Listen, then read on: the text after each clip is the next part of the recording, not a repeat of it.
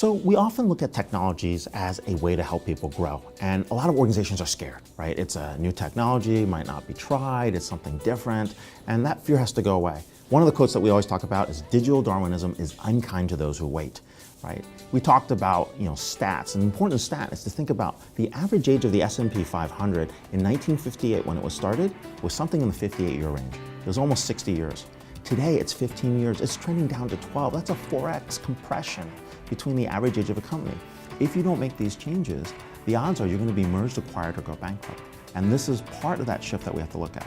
Now, the benefits of actually moving to this technologies, take a simple example like the cloud.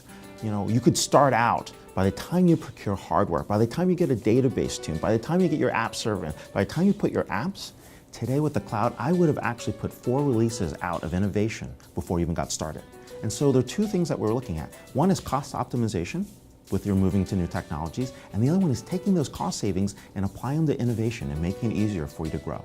Growth is something not easy to do. When you're trying to jumpstart growth or get growth going, you have to start thinking about what's the art of the possible, right? What can you possibly achieve? And one of the ways to actually do that is to start taking a design thinking approach.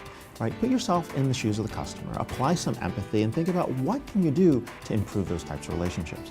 What I'm trying to get you to do is think outside of the box. Don't think about all the things that might not happen, all the things that are going to create chaos. This is impossible. Think about in the perfect world what you want. What would you like to do?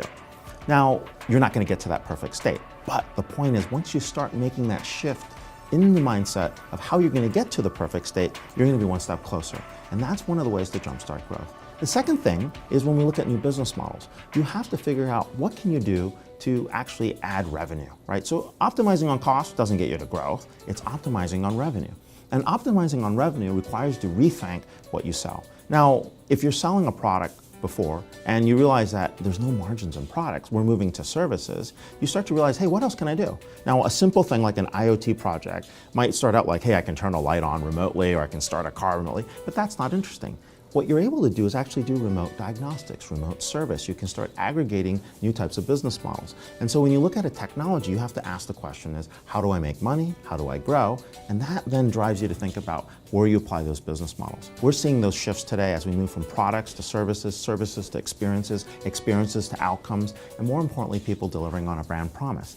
Your job is to figure out which of those business models make sense to get you towards that growth.